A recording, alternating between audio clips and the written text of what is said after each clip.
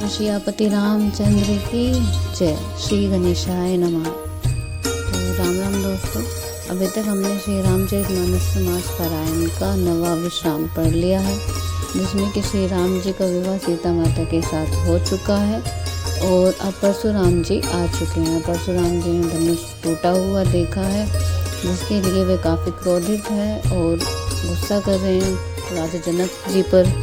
तो अब राम जी आए हैं। राम जी आकर उनका गुस्सा शांत कराने के लिए कुछ वचन कहते हैं। तो आइए प्रस्तुत हैं श्री राम जी के कथन और देखते हैं वो क्या बोलते हैं। तो बोलते हैं श्री रामचंद्र जी की जय। तो नाद सबंग शंभुधनु भंज निहारा, तो ये केव एक दास तुम्हारा। आयुष कहा अहिन किन मोहिनी, सुनी रिसाई बोली मुनि को ही।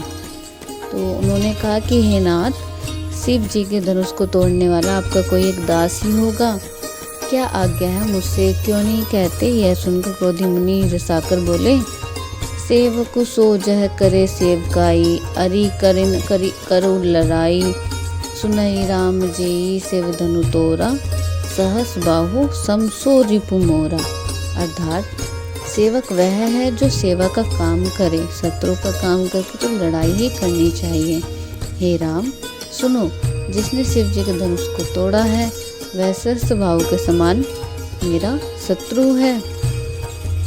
सो बिलगाओ बिहाई समाजा, न तैर मारे जय हई सब राजा। सुनी मुनि बचन लखन मुस्काने, बोले परशु धरई अपमाने। अर्थात वही समाज को छोड़कर अलग हो जाए, नहीं तो सभी राजा मारे जाएंगे। मुनि के वचन सुनकर लक्ष्मण जी मुस्कुराए और परशुराम जी के अपमान करते हुए बोले, क्या बोले। बहु धनु लो तोरी लरिकाई, कबू न असी ऋषि की हिर गोसाई। अहि धनु पर ममता के हेतु, सुनी रिसाई कह भ्रकुल केतु। अर्थात हे गोसाई, लड़कपन में हमने बहुत सी धनुइयाँ तोड़ डाली, किंतु आपने ऐसा क्रोध कभी नहीं किया। इसी धनुष को इतनी ममता किस कारण से है। यह सुनकर ब्रह्मवंश की ध्वज स्वरूप परशुराम जी कुपित होकर कहने लगे, क्या कहा। रे नर बालक काल बस बोलत, तो ही न संभार। धनुई सम त्रिपुरारी, धनु विदित सकल संसार। अर्थात अरे राजपुत्र, काल के वश होने से तुझे बोलने में कुछ भी होश नहीं है। सारे संसार में विख्यात शिव जी का धनुष क्या धनु ही के समान है। तो उसमें लक्ष्मण जी ने हंस के कहा कि हे देव सुनिए, हमारे जाने में तो सभी धनुष एक से ही हैं। पुराने धनुष को तोड़ने में क्या हानि और क्या लाभ। श्री रामचंद्र जी ने तो इसे नवीन के धोखे से देखा था, फिर यह तो छूते ही टूट गया। इसमें श्री रघुनाथ जी का तो कोई दोष ही नहीं है। मुनि, आप बिना ही कारण किस लिए क्रोध करते हैं। परशुराम जी अपने फरसे की ओर देखकर बोले, अरे दुष्ट, तूने मेरा स्वभाव नहीं सुना। मैं तुझे बालक जानकर नहीं मारता हूँ। अरे मूर्ख, क्या तुम मेरी नीरा मुनि ही जानते हो। मैं बाल ब्रह्मचारी और अत्यंत क्रोधी हूँ। क्षत्रिय कुल का शत्रु तो विश्व भर में विख्यात हूँ। अपने भुजाओं के बल से मैंने पृथ्वी को राजाओं से रहित कर दिया और बहुत बार उसे ब्राह्मणों को दे डाला। हे राजकुमार, सहस्त्र बाली के भुजाओं को काटने वाले मेरे इस फरसे को देख। अरे राजा के बालक, तू अपने माता पिता को सोच के वश न कर। मेरा फरसा बड़ा भयानक है, यह गर्भों के बच्चों को भी नाश करने वाला है। लक्ष्मण जी ने हंसकर कोमल वाणी से बोले, अहो मुनीश्वर तो अपने से बड़ा भारी योद्धा समझते हैं, बार बार मुझे कुल्हाड़ी दिखाते हैं, फूंक से पहाड़ उड़ाना चाहते हैं। यहाँ कोई कुम्हेड़ी बतिया अर्थात छोटा कच्चा फल नहीं है जो तर्जनी सबसे आगे की उंगली को देखते ही मर जाती है।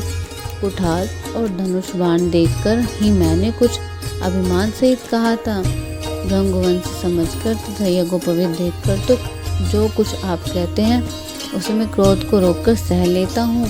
देवता, ब्राह्मण, भगवान के भक्त और गौ, इन पर हमारे कुल में वीरता नहीं दिखाई जाती, क्योंकि इन्हें मारने से पाप लगता है। और इससे हार जाने पर अपकीर्ति होती है। इसलिए आप मरे तो भी आपके पैर ही पड़ना चाहिए। आपको एक एक वचन ही करोड़ों वज्रों के समान है। धनुष, बाण और कुठार तो आप व्यर्थ धारण करते हैं। इन्हें देखकर मैंने कुछ अनुचित कहा हो तो उसे ही धीर महामुनि क्षमा कीजिए। यह सुनकर ब्रह्मवंश मुनि परशुराम जी क्रोध के साथ गंभीर वाणी से बोले।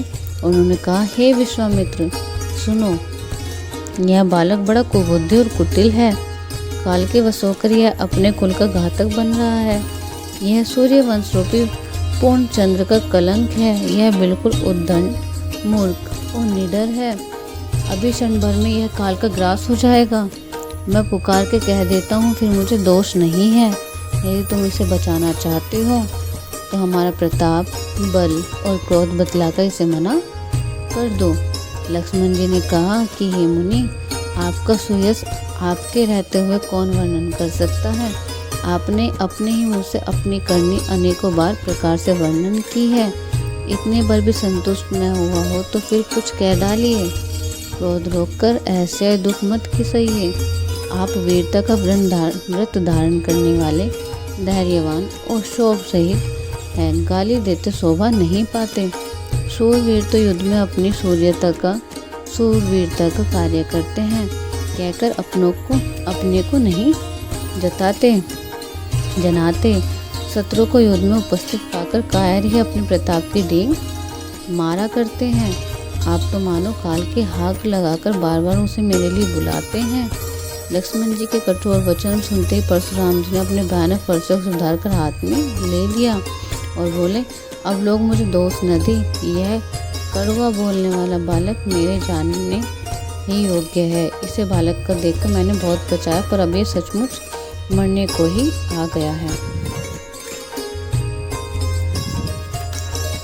विश्वामित्र जी ने कहा कि अपराध क्षमा कर दीजिए। बालकों के दोष और गुणों को साधु लोग नहीं गिनते।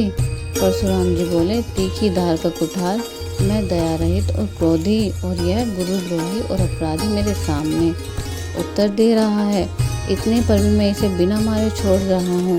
सो हे विश्वामित्र, केवल तुम्हारे प्रेम से, नहीं तो इसे मैं कठोर कुठार से काटकर थोड़े ही परिश्रम से गुरु से उद्दंड हो जाता।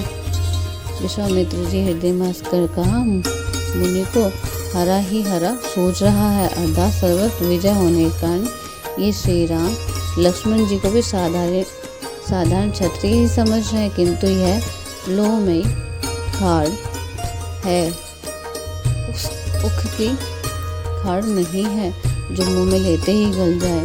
खेद है, मुनि अब भी बेसमझ बने हुए हैं, इनके प्रभाव को नहीं समझ रहे हैं। लक्ष्मण जी ने कहा कि हे मुनि, आपके शील को कौन नहीं जानता। यह संसार भर में प्रसिद्ध है। आप माता पिता से तो अच्छी तरह उद्दंड हो ही गए।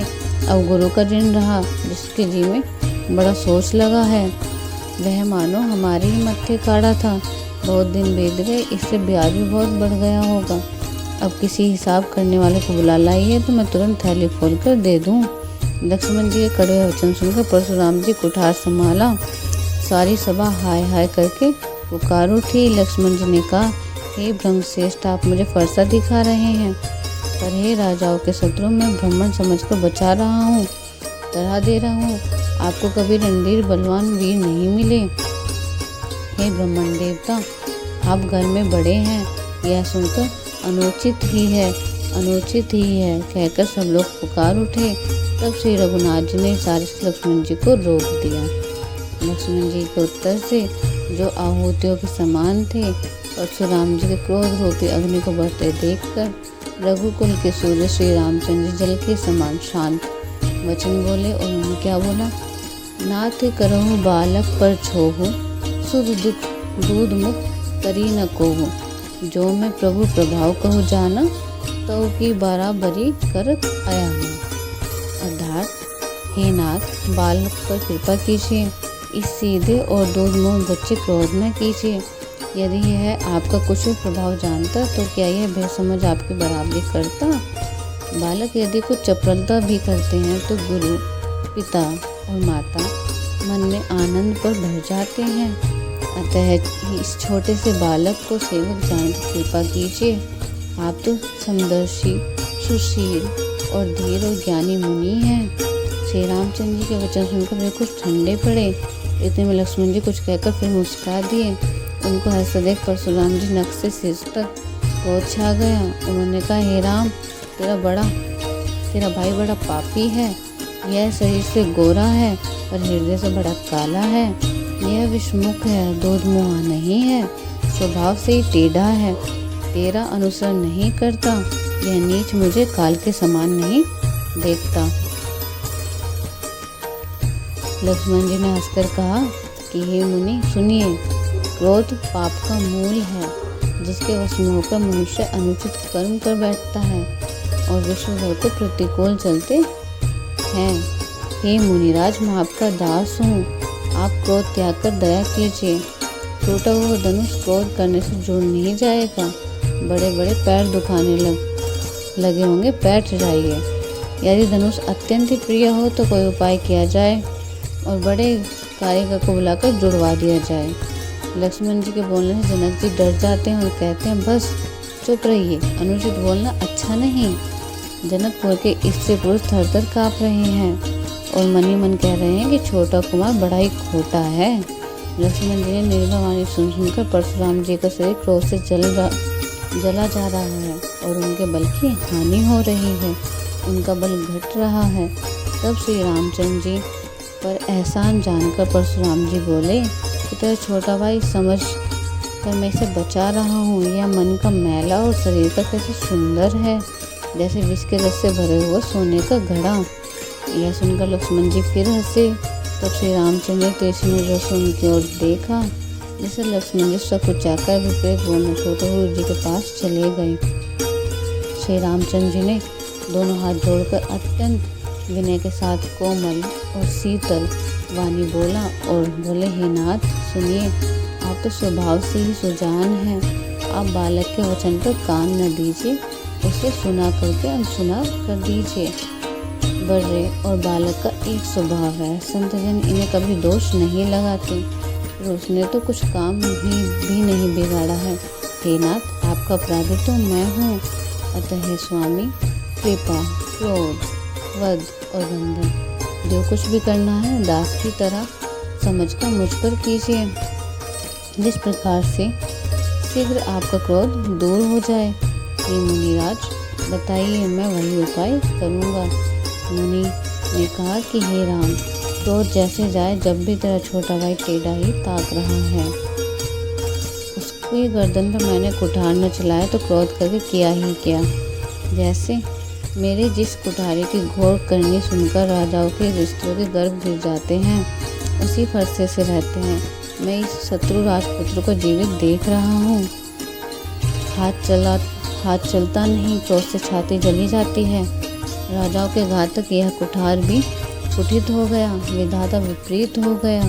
इससे मेरा स्वभाव बदल गया, नहीं तो भला मेरे हृदय में किसी दूसरे पे किसी समय भी कृपा कैसी।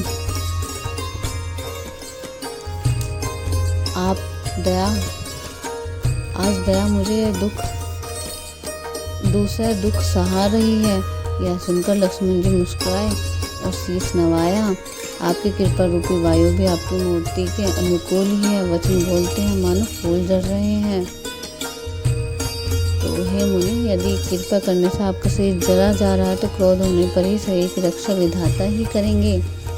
तो परशुराम जी ने कहा, हे जनक देख, यह मूर्ख बालक हट करके यमपुरी में निवास करना चाहता है। इसकी शीघ्र ही आंखों की ओट क्यों नहीं करते।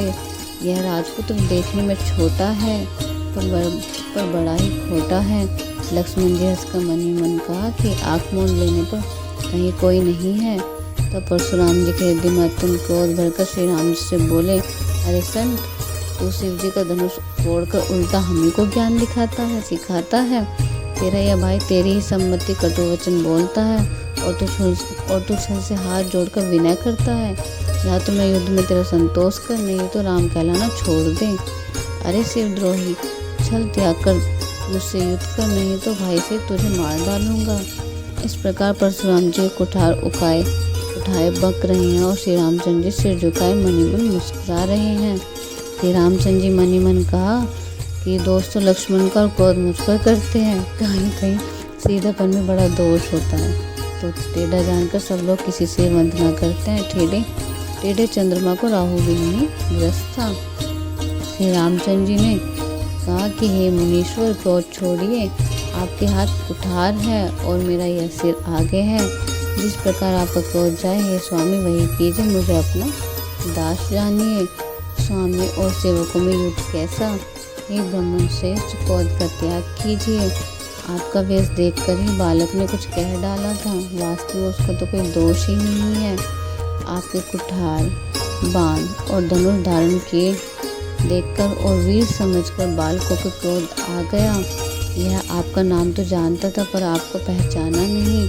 अपने रघुवंश के स्वभाव के अनुसार उसने उत्तर दिया, यदि आप मुनि की तरह आते तो स्वामी बालक आपके चरणों की धूलि सिर कर सकता। अनजाने की तरह भूल को क्षमा कर दीजिए। ब्राह्मणों के हृदय में बहुत अधिक दया होनी चाहिए। हे नाथ, हमारी और आपकी बराबरी कैसी, कहिए ना, जहाँ चरण हो वहाँ मस्तक। कहीं मेरा राम मात्र छोटा सा नाम और कहाँ आपका परशुराम सहित बड़ा नाम। हे देव, हमारा तो एक ही गुण धनुष है और आपके परम पवित्र शाम दाम तप, शम दम तप, सोच, क्षमा, सरलता, ज्ञान और विज्ञान और आस्तिकता, ये 9 गुण हैं। हम तो सब प्रकार से आपके हरि हैं। हे विप्र, आप हमारे अपराधों को क्षमा कीजिए। श्री रामचंद्र जी के परशुराम जी के बार मुनि और विप्रवर कहा। तब जाके परशुराम जी कुपित होकर बोले, तू भी अपने भाई के समान ही टेढ़ा है। तू मुझे निरा ब्राह्मण नहीं समझता है। मैं जैसा विप्र हूँ तुझे सुनता है। धनुष को सशुवा, बाणों को आहुति और मेरे क्रोध को अत्यंत भयंकर अग्नि जान। चतुरंगिनी सेना सुंदर समुदाय हैं। बड़े बड़े राजा उसमें आकर बलि के पशु हुए हैं, जिसको मैंने इसी फरसे से काटकर बलि दिया है। ऐसे करोड़ों जपयुक्त रण यज्ञ मैंने किए हैं और अर्धा जैसे मंत्रोच्चारण के पूर्वक स्वाहा शब्द के साथ आहुति दी जाती है, उसी प्रकार मैंने पुकार के राजाओं की बलि दी है। मेरे प्रभाव को तुझे मालूम नहीं है, इसी से तू ब्राह्मण के धोखे मेरे निरादर करके बोल रहा है। धनुष तोड़ डाला, इससे तेरा घमंड बहुत बढ़ गया है। ऐसा अहंकार है मानो संसार को जीत रखा है, जीत कर खड़ा है। श्री रामचंद्र जी कहे, ये मुनि विचार कर बोलिए, आपका क्रोध बहुत बड़ा है और मेरी बोल बहुत छोटी है। पुराना धनुष था, छूते ही टूट गया, मैं किस कारण अभिमान करूं। तो हे रघुनाथ, यदि हम सचमुच ब्राह्मण कहकर निरादर करते हैं तो यह सत्य सुनिए, फिर संसार में ऐसा कौन योद्धा जिसे हम डर के मारे मस्तक नवाएं। तो देवता, दैत्य, राजा या बहुत से योद्धा, वे चाहे बल से हमारे बराबर हो चाहे अधिक बलवान हो, यदि रण में हमें कोई भी ललकारे तो हम उससे सुखपूर्वक लड़ेंगे, चाहे काल ही क्यों न हो। क्षत्रिय का शरीर धरकर जो युद्ध में डर गया, उसे नीच ने अपने कुल पर कलंक लगा दिया। मैं स्वभाव से ही कहता हूँ, कुल की प्रशंसा करके नहीं, कि रघुवंशी रण में काल से भी नहीं डरते। मनवंशी ऐसी प्रभुता है कि जो आपसे डरता है वह उससे निर्भय हो जाता है। तो श्री रघुनाथ जी के कोमल और हर्षपूर्ण वचन सुनकर परशुराम जी बुद्धि के पर्दे खुल गए। परशुराम ने कहा कि हे राम, हे लक्ष्मीपति, धनुष को हाथ में लीजिए और उसे खींचिए जिससे मेरे संदेह मिट जाए। परशुराम जी धनुष देने लगे, तब वह आप ही चला गया। तब परशुराम जी को मन में बड़ा आश्चर्य हुआ। तब उन्हें श्री राम जी का प्रभाव जाना, उनका शरीर पुलकित तो प्रफुल्लित हो गया। वह हाथ जोड़कर वचन बोले, प्रेम से उनका हृदय समाता न था। हे रघुकुल रूपी कमल वन के सूर्य, हे राक्षसों के कुल रूपी घने जंगलों को जलाने वाले अग्नि, आपकी जय हो। हे देवता, बालकों और गो को हित करने वाले, आपकी जय हो। ये मंद, मोह, क्रोध और भ्रम के हरने वाले, आपकी जय हो। हे विनय, शील, कृपा आदि गुणों के समुद्र वचनों की रचनाएं अत्यंत चतुर, आपकी जय हो। हे सेवकों को सुख देने वाले, सब अंगों से सुंदर और शरीर मैं करोड़ों कामदेव की छवि धरकर करने वाले आपकी जय हो। मैं एक मुख से आपकी क्या प्रशंसा करूं। हे महादेव जी के मंदिर के मानसरोवर के हंस, आपकी जय हो। मैंने अनजाने में बहुत से अनुचित वचन कहे हैं। हे क्षमा के मंदिर दोनों भाई, मुझे क्षमा कीजिए। हे रघुकुल के पताका स्वरूप श्री रामचंद्र जी, आपकी जय हो और जय हो।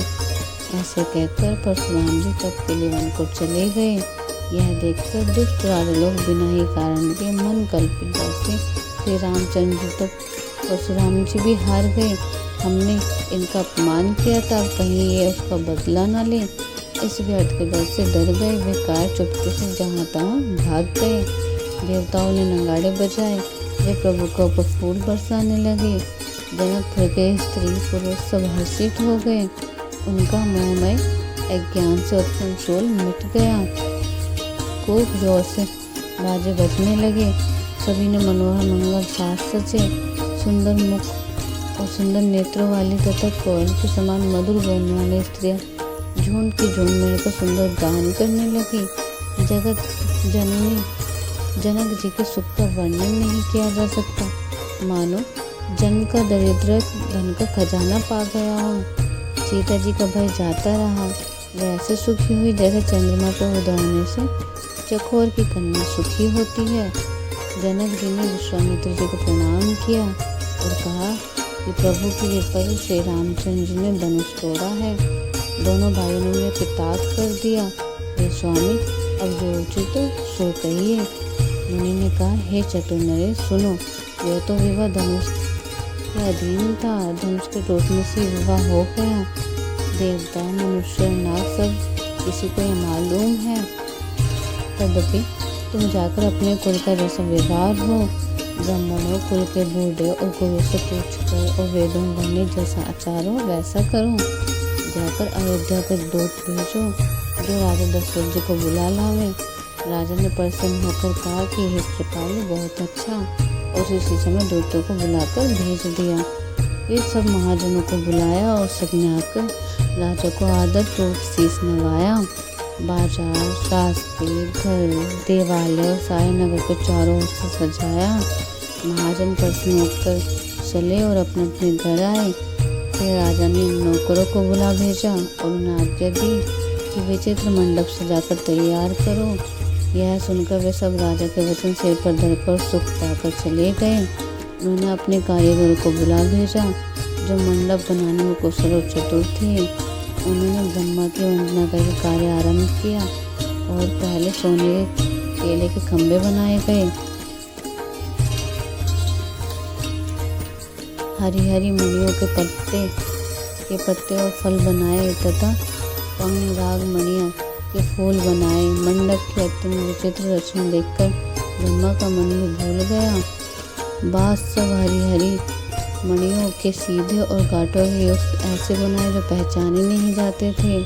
सोने की सुंदर नागबेली पान की लता बनाई जो पत्तों से ऐसी भली मालूम होती थी पहचाने में नहीं आती थी। उसी नागबेल के रचकर और कच्ची कारी करके बांधने की रस्सी बनाई। बीच बीच में मोतियों की सुंदर झालरें हैं। मणिक, पत्ते, हीरे और फिरोज इन रत्नों को छीलकर, कोरकर और पंचीकारी करके इनके लाल, हरे, सफ़ेद और फिरोजी रंग के कमल बनाए हैं।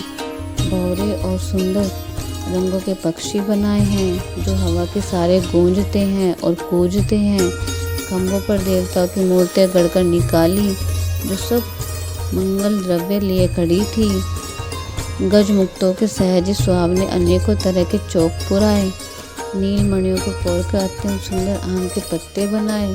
सोने की आम के फूल और रेशम की डोरी बंधे हुए पत्तों के बने फलों के गुच्छे सुशोभित हैं। ऐसे सुंदर और उत्तम बंदोबस्त बनाए गए मानो कामदेव ने फंदे सजाए हों। अनेक मंगल कलश और सुंदर ध्वजा, पताका, पर्दे और चवर बनाए जिनके मणियों से अनेकों सुंदर दीपक हैं। उस विचित्र मंडप का तो वर्णन ही नहीं किया जा सकता है। जिस मंडप में श्री जानकी जी दुल्हन होंगी, किस कवि ने ऐसी बुद्धि है जो उसका वर्णन कर सके। जिस मंडप में रूप, और गुणों के समुद्र श्री रामचंद्र जी के दूल्हे बनेंगे। वह मंडप तीनों लोकों में प्रसिद्ध होना ही चाहिए। जनक जी ने महल की ऐसी शोभा है, वैसी शोभा नगर के प्रत्येक घर की दिखाई देती है। उस समय जिन्होंने तिरहुतो देखा उससे 14 भुवन तुच्छ जान पड़े। जनकपुर में नीच के घर भी उस समय जो संपदा सुशोभित थी उसे देखकर इंद्र भी मोहित हो जाता था। जिस नगर में साक्षात लक्ष्मी जी कपट से स्त्री रूप सुंदर वेश बनाकर बसती है, उस पुर की शोभा का वर्णन करने में सरस्वती और शेष भी सकुचाते हैं। जनक जी के दूत श्री रामचंद्र जी की पवित्र पुरी अयोध्या पहुँचे। सुंदर नगर देखकर वह हर्षित हुए। राजद्वार जाकर उन्हें खबर भेजी। राजा दशरथ जी ने सुनकर उन्हें बुला लिया। दूतों ने प्रणाम करके चिट्ठी दी। प्रसन्न होकर राजा ने स्वयं उठकर उसे लिया। चिट्ठी वास्ते समय उनके नेत्रों में आंसू आ गए और शरीर पुलकित हो गए और छाती भर आई। हृदय में राम और लक्ष्मण है, हाथ में सुंदर चिट्ठी है। राजा उसे हाथ में लिए ही रह गए। खट्टी मीठी कुछ भी न कह सके। फिर धीरे धीरे उन्हें पत्रिका पढ़ी। सारी सभा सच्ची बात सुनकर हर्षित हो गई। भरत जी ने अपने मित्रों और भाई शत्रुघ्न के साथ जहाँ खेलते थे वही समाचार पाकर वे आ गए। बहुत प्रेम से सब पूछते हैं कि पिताजी चिट्ठी कहाँ से आई है। हमारे प्राणों से प्यार दोनों भाई, कहिए कुशल सुकुशल तो है ना और किस देश में है। इसने ऐसे सने हुए वचन सुनकर राजा ने फिर से चिट्ठी पढ़ी। चिट्ठी सुनकर दोनों भाई पुलकित हो गए। इसने इतना अधिक हो गया कि शरीर में समाता नहीं था। भरत जी का पवित्र प्रेम देखकर सारी सभा ने विशेष सुख पाया। तब राजा ने दूतों के पास बैठकर मन को हरने वाले मीठे वचन बोले और बोले, भैया कहो, दोनों बच्चे कुशल से तो है ना? हमने अपनी आंखों से उन्हें अच्छी तरह से देखा है ना? सांवले और गोरे शरीर वाले वे धनुष और तरकस धारण किए रहते हैं। किशोर अवस्था है। विश्वामित्र मुनि उनके साथ है। उनको पहचानते हो ना? उनका स्वभाव बताओ। राजा के प्रेम के विशेष वश बार बार होने पर इस प्रकार पूछ रहे हैं। जिस दिन से मुनि उन्हें लेवा ले आए तब से आज ही हमने सच्ची खबर पाई है। कहो तो महाराज जनक जी उन्हें कैसे पहचाना? हे प्रिय, वचन सुनकर दूत मुस्कुराए। दूतों ने कहा, हे राजाओं के मुकुटमणि, सुनिए, आपके समान धनी और कोई नहीं। जिनके राम और लक्ष्मण जैसे पुत्र हैं, वे दोनों विश्व के विभूषण हैं। आपके पुत्र पूछने योग्य नहीं है। वे पुरुष सिंह तीनों लोगों के प्रकाश स्वरूप हैं। जिनके यश के आगे चंद्रमा मलिन और प्रताप के आगे सूर्य शीतल रहता है। हे नाथ, उनके लिए आप कहते हैं कि उन्हें कैसे पहचाना? क्या सूर्य को हाथ में दीपक लेकर देखा जाता है? सीता के सौंदर्य में अनेक राजा और एक से एक बढ़कर योद्धा एकत्रित हुए थे, परंतु शिव जी के धनुष को कोई नहीं उठा सका। सारे बलवान वीर हार गए। तीनों लोकों में जो वीरता के अभिमानी थे, शिव जी के धनुष सबकी शक्ति तोड़ दी। बाणासुर जो सुमेरों को भी उठा सकता था, वह भी हृदय महार का परिक्रमण करके चला गया। और जिसने खेल में कैलाश को उठा लिया था, वह रावण भी उस सभा में पराजय को प्राप्त हुआ। हे महाराज सुनिए, जहाँ ऐसे ऐसे योद्धा हार मान गए, वहाँ रघुकुल मणि श्री रामचंद्र ने बिना ही प्रयास शिव जी के धनुष को वैसे ही तोड़ दिया जैसे हाथी कमल की डंडी को तोड़कर डालता है। वो धनुष टूटने की बात सुनकर परशुराम जी क्रोध में भर आए और उन्होंने बड़े प्रकार से आके दिखलाई। अंत में उन्होंने भी श्री रामचंद्र जी का बल देखकर उन्हें अपना धनुष दे दिया और बहुत प्रकार से विनती करके वन को गमन किया। तो ये राजन, जैसे श्री रामचंद्र जी अतुल्य बली हैं, वैसे ही तेज निदान लक्ष्मण जी भी है, जिनके देखने मात्र से राजा लोग ऐसे कांप उठते थे जैसे हाथी सिंह के बच्चे को ताकने से कांप उठते हैं। हे देव, आपको दोनों बालकों को देखने के बाद जब आंखों के नीचे कोई आता ही नहीं, हमारी दृष्टि पर कोई चढ़ता ही नहीं। प्रेम, प्रताप और वीर रस से पगी हुई दूतों की वचन रचना सबको बहुत प्रिय लगी। सभा सहित राजा प्रेम में मग्न हो गए हैं और दूतों को निछावर देने लगे। उन्हें निछावर देता देख यह नीति विरुद्ध है। ऐसा कहकर दूत अपने हाथों से कान मूंदने लगे। धर्म को विचार कर उनका धार्मिक बर्ताव देखकर सभी ने सुख माना। तब राजा ने उठकर वशिष्ठ जी के पास जाकर उन्हें पत्रिका दी और आदरपूर्वक दूतों को बुलाकर सारी कथा गुरु जी को सुना दी। तो सब समाचार सुनकर और अत्यंत सुख पाकर गुरु बोले, पुण्यात्मा पुरुष के लिए पृथ्वी सब सुखों से छाई हुई है। जैसे नदियाँ समुद्र में जाती हैं, यद्यपि समुद्र को नदी की कामना नहीं करनी चाहिए, वैसे ही सुख और संपत्ति बिना ही बुलाए स्वाभाविक ही धर्मात्मा पुरुष के पास जाते हैं। तुम जैसे गुरु, ब्राह्मण, गाय और देवता सेवा करने वाले हो, वैसे ही पवित्र कौशल्या देवी भी है। तुम्हारे समान पुण्यात्मा जगत में न कोई हुआ है, न है और न ही होने ही का है। तो हे राजन, तुमसे अधिक पुण्य और किसका होगा जिसके राम सरीखे पुत्र हैं और जिसके चारों बालक वीर, विनम्र, धर्म का व्रत करने वाले और गुणों के सुंदर समुद्र है। तुम्हारे लिए सभी कालों में कल्याण है। अतः डंका बजवाकर बारात सजाओ और जल्दी चलो। गुरुजी के ऐसे वचन सुनकर हे नाथ, बहुत अच्छा कहकर और शीश नवाकर दूतों को डेरा दिलवाकर राजा महल में चले गए। राजा ने सारे रानी वासियों को बुलाकर जनक जी की पत्रिका बाँचकर सुनाई। समाचार सुनकर सब रानी हर्ष से भर गई हैं। राजा ने फिर दूसरी सभी बातों को जो दूतों ने मुख से सुनाई वर्णन किया। प्रेम में प्रफुल्लित हुई रानियां ऐसी सुशोभित हो रही हैं जैसे मोरनी बादलों की गरज सुनकर प्रफुल्लित होती है। बड़ी बूढ़ी स्त्रियां प्रसन्न होकर आशीर्वाद दे रही हैं और माताएं अत्यंत आनंद में मग्न हैं। उस अत्यंत प्रेम पत्रिका को आपस में लेकर सब हृदय से लगाकर छाती शीतल करती हैं। राजाओं में श्रेष्ठ दशरथ जी ने श्री राम लक्ष्मण जी की कीर्ति और करने का बारंबार वर्णन किया। यह सब मुनियों की कृपा है, ऐसा कहकर वे बाहर चले गए। तब रानी ने ब्राह्मणों को बुलाकर और आनंद सहित उन्हें दान दिए। श्रेष्ठ ब्राह्मण आशीर्वाद देते हुए चले गए। वे भिक्षुकों ने बुलाकर करोड़ों प्रकार की न्यौछावरें दी गई।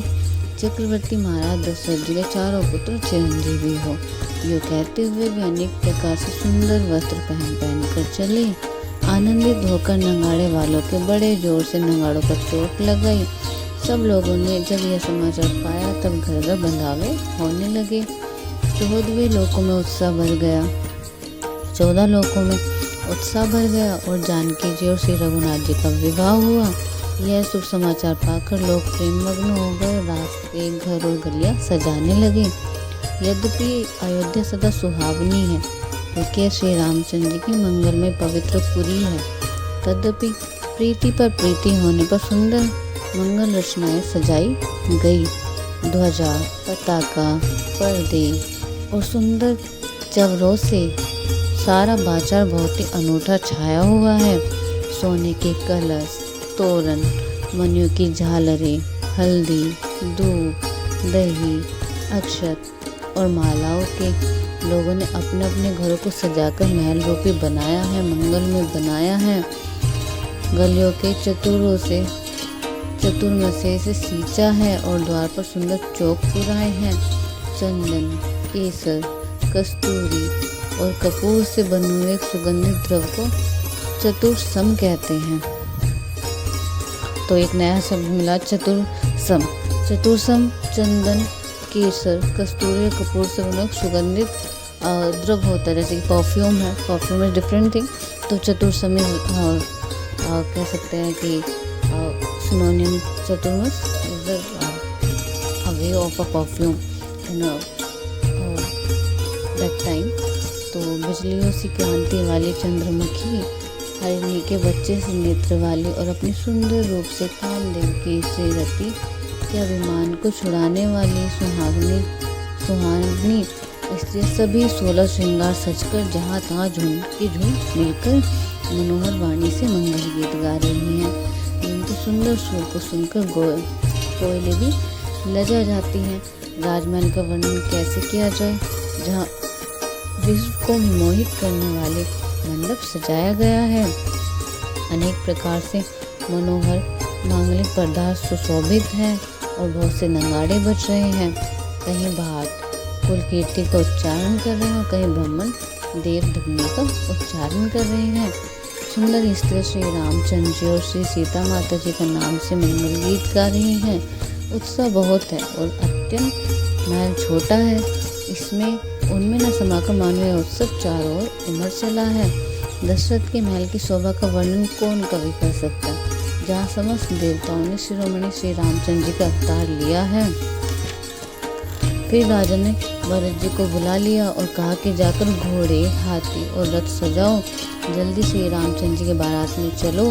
यह सुनते दोनों भाई भरत जी शत्रुघ्न के आनंद वश पुलकस से भर गए। भरत जी ने सब सहानी अर्थात गुड़सहाल के अध्यक्ष को बुलाया गया और उन्हें घोड़ों को सजाने की आज्ञा दी। वे प्रसन्न होकर उठ दौड़े। उन्होंने रुचि के साथ यथा योग्य जीने कसकर घोड़े सजाए, रंग रंग उत्तम घोड़े सुशोभित किए। सब घोड़े बहुत ही सुंदर और चंचल चाल के हैं। वे धरती पर ऐसे पैर रखते हैं जैसे जलते हुए लोहे पर रखते हो। अनेकों जाति के घोड़े हैं जिसका वर्णन नहीं हो सकता। ऐसी तेज के चाल के हैं मानो हवा का निरादर करके उड़ना चाहते हैं। उन सब घोड़ों पर भरत जी के समान अवस्था वाली सब छैल छबील राजकुमार सवार हुए। वे सब सुंदर हैं और सब आभूषणधारी हैं।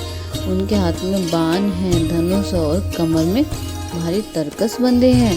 सब चुने हुए छबीले छैल, सूरवीर, चतुर और नवयुवक हैं। प्रत्येक सवार के साथ 2 पैदल सिपाही हैं जो तलवार चलाने कला में निपुण हैं। शूरता का बाना धारण किए हुए रणधीर वीर सब निकलकर नगर के बाहर आ खड़े हुए।